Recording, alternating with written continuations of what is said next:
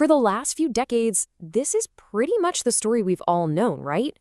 The United States and Iran, two nations just locked in what feels like a never-ending cycle of hostility.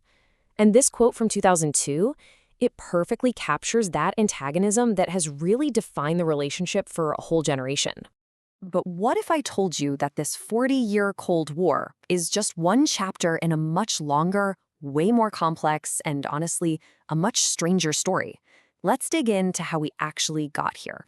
Because this isn't some simple history of two enemies. No, it's an entangled history. It's full of these surprising twists, mutual fascination, and even shared fantasies that go back centuries. And our story starts in a place you would absolutely never expect: colonial America. We're talking a full century before the two countries even had any official contact. That's right.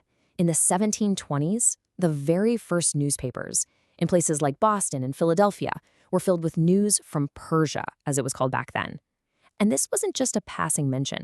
I mean, at times 20 to 30% of a newspaper's entire content was dedicated to what was happening in Persia.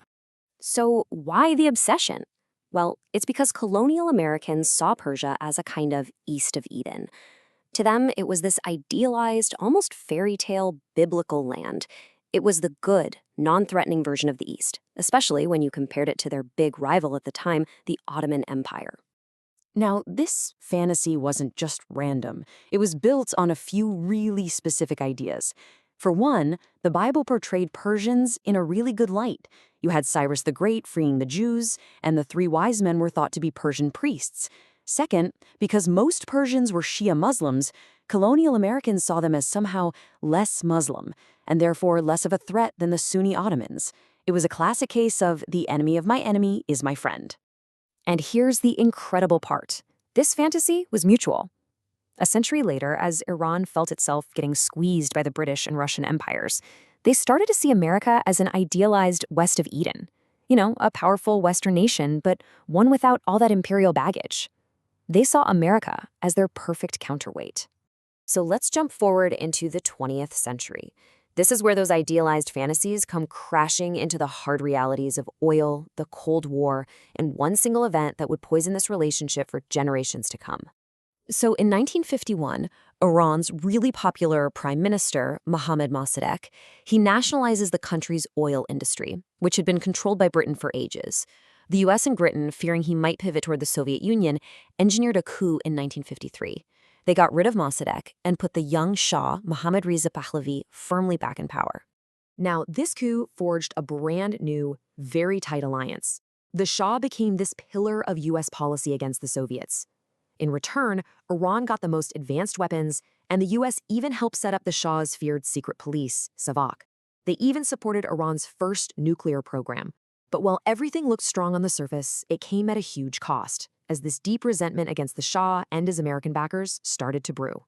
And that resentment, well, it would eventually boil over, leading to this catastrophic rupture in the relationship, a rupture defined by what historians now call the twin traumas.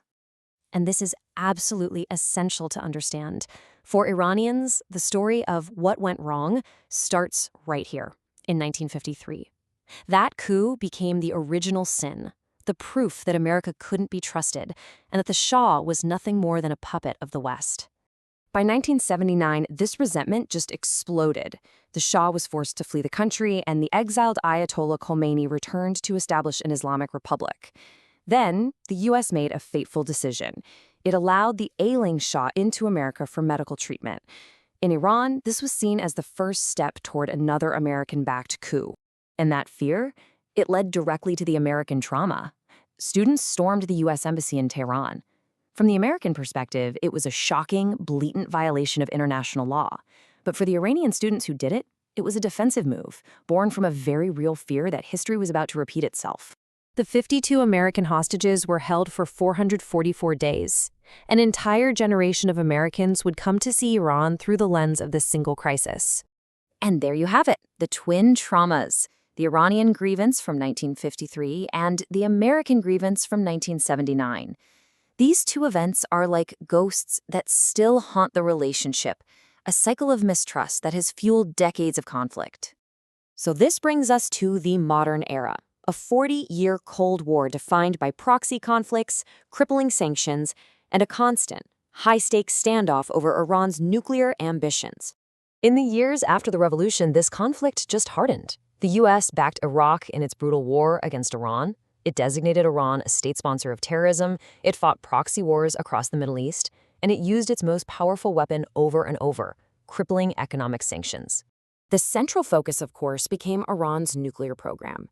After years of escalating tensions, a landmark deal was actually reached in 2015, the JCPOA, which traded sanctions relief for strict limits on Iran's nuclear work. But then, just 3 years later, the U.S. pulled out, slapped all the sanctions back on, and brought the two nations right back to the brink.